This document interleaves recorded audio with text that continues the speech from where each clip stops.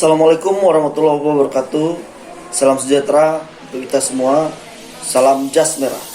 Kembali lagi dengan saya Agus Salim SPD, guru sejarah di SMA Negeri 5 Bagan Sindembah. Ya, kali ini kita akan membahas mengenai kehidupan manusia masa praaksara. Ini merupakan materi sejarah Indonesia untuk kelas 10. Masa praaksara merupakan suatu masa di mana manusia, dalam hal ini ialah manusia purba, sebagai masyarakat yang menetap di suatu wilayah yang ada di Indonesia, masih belum mengenal tulisan. Berdasarkan hasil kebudayaannya, secara garis besar, zaman praaksara dibagi menjadi zaman batu dan zaman logam. Kita akan membahas mengenai zaman batu. Berdasarkan cara memproses perkakas batu dan fungsi perkakas batu yang mereka gunakan, zaman batu diperiodisasi lagi menjadi 4 zaman, yaitu sebagai berikut. A. Zaman Paleolitikum atau zaman batu tua. B. Zaman Mesolitikum atau zaman batu Madia. C. Zaman Neolitikum atau zaman batu baru atau batu muda. D. Zaman Megalitikum atau zaman batu Madia. A. Zaman batu tua atau Paleolitikum. Zaman Paleolitikum berarti zaman batu tua. Zaman ini ditandai dengan adanya perkakas yang terbuat dari batu yang masih kasar, sederhana, dan sangat primitif. Hasil kebudayaan Paleolitikum banyak ditemukan di daerah Pacitan, Jawa Timur dan Ngandong, Jawa Timur. Untuk itu, para arkeolog sepakat untuk membedakan temuan benda-benda prasejarah di kedua tempat tersebut, yaitu sebagai kebudayaan Pacitan dan kebudayaan Ngandong.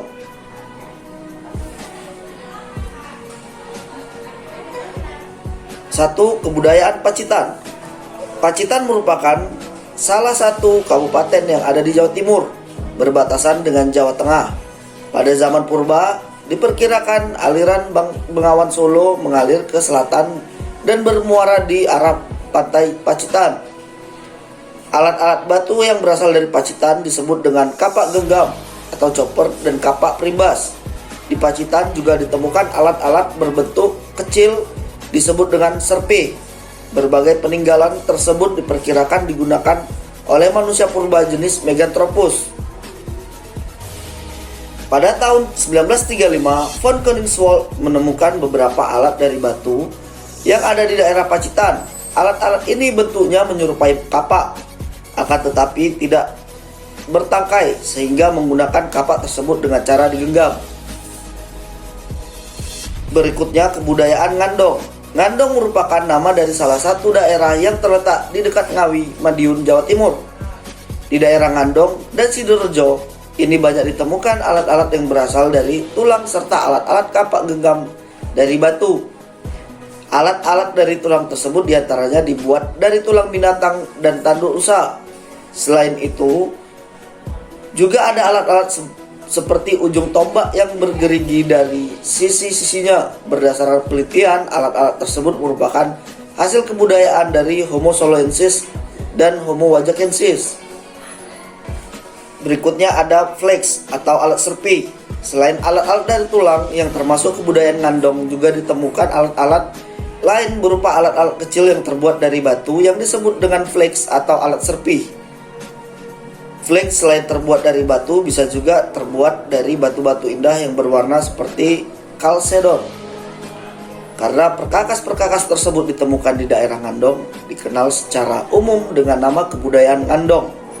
Manusia pendukung kebudayaan ini adalah makhluk dari jenis Pithecanthropus erectus, Pithecanthropus robustus, dan Meganthropus paleojavanicus.